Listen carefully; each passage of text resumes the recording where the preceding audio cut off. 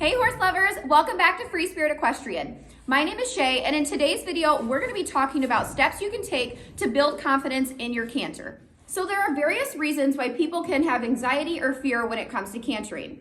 Those reasons can consist of the speed aspect, losing control, all of the what ifs, like what if I fall off, situations like that, the ability and not having the strength to do it, not ever doing it before and not understanding what the experience is gonna be like, riding on a green horse or an inexperienced horse and it doesn't go well, so now they have this fear instilled in them. And there can be many situations where you have to work through this process, and it's best to do so with an instructor, a coach, or a really good mentor. So let's get started.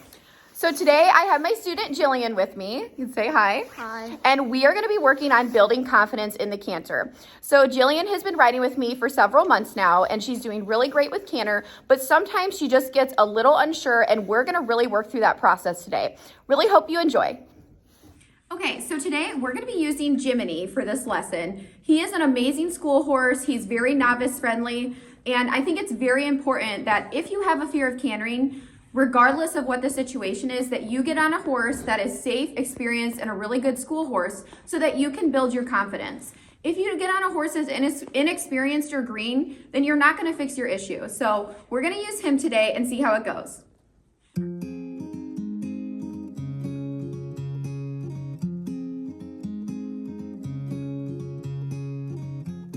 So as you can see here, Jillian is mounting up, and we are going to warm up and then work on our canter.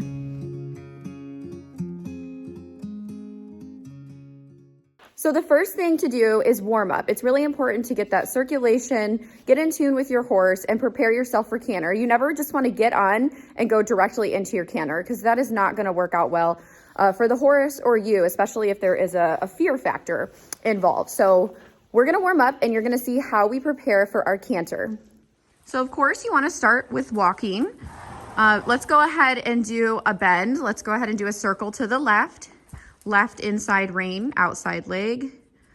Good. You really want to get them flexible, and you want to get them to be nice and supple before we ask for anything more than a walk. We are now going to do a circle to the right in this direction. And what we're looking for is a slight bend to the inside without them crossing over. So big enough where they're not crossing their legs. Like he was crossing a little bit there, Jillian. So let's make his circle a little bit bigger this time. Good. Think bigger circle. Good. That's nice. That's better. Next, what we're going to do is some core exercises just to warm up and get our hips nice and flexible and our blood flowing for us as the rider. So let's do posting at the walk and slower. Good. And these exercises, if you do them on a regular basis, they're going to build your core, your balance, and your confidence, which is going to help you when you start building speed. You need to do all these things at the walk and trot before you move on to canter. I also have a video that goes over core exercises at Walk Trot Canter, and you can look at that link. It's in the description. It is very helpful, and I highly recommend doing all those exercises in the walk and the trot before moving on to canter. So check that out below. It's very, very helpful, and it is hard. It's a workout. All right, let's 2-point at the walk. Good job shortening the reins. Nice heel. Good. Have you ever been scared in the canter before? Yeah, definitely. Like when I first started, I'm not really scared anymore. Like sometimes I'll get a little nervous. Right, and that's exactly what we're going to be working through today. And when it comes to it, what exactly scares you? Is it the speed? Is it the thought of not having control? Yeah, I would say the thought of not having control, and just like, I don't know, like a horse like you're on cantering and then you go like, he takes off somewhere else. Right. Okay. So we're definitely going to warm up in our trot and do our posting exercises. Let's switch our diagonal. Good. So it's really important that you have your rhythm and in your posting trot before you move on to canter. Let's sit and ask for the walk. Good. Transitions are also really important. Another big factor is you want to make sure that you have control with steering at the trot, doing circles, diagonals, turns, lines before you move into canter. That is huge. Good, cluck, cluck. Nice job. Back to your rail, inside leg. 2 pointing in the trot is also really gonna help build your core, which will help your confidence with canter. And you wanna do a ton of transitions and walk trot to prepare you for canter and build your confidence. Good. Back to posting.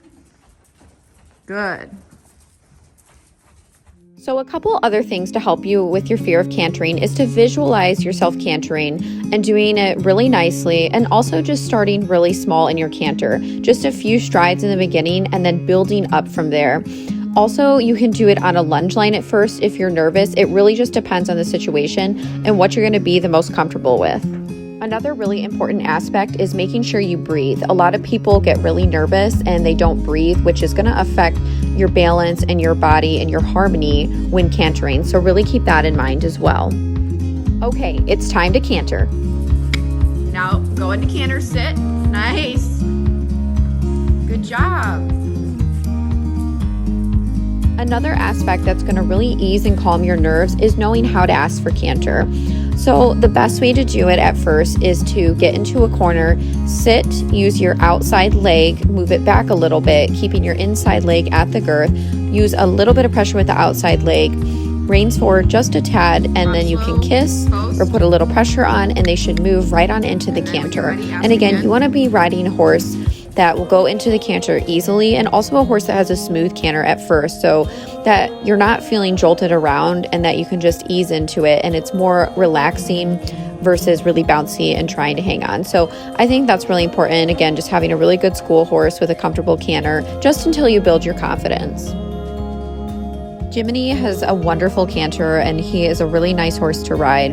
He goes into it easily and his canter is very smooth, and Jillian is doing a really great job with him. When she first started lessons several months ago, she started on a lunge line with walk trot and really just learning everything from the ground up. So this is a huge improvement just almost a year later.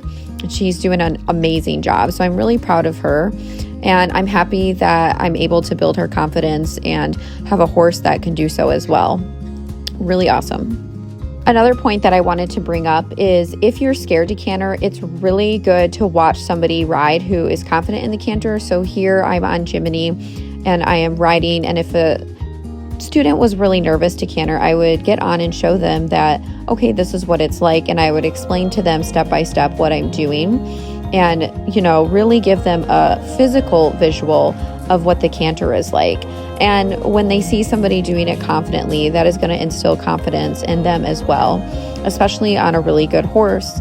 That's also going to boost that as well. So keep that in mind. Watch somebody ride as well. That will really help you. Okay, horse lovers, I hope that you found this session to be helpful to you and that you can build some confidence with your canter. I'll see you next time, horse lovers. Don't forget to subscribe.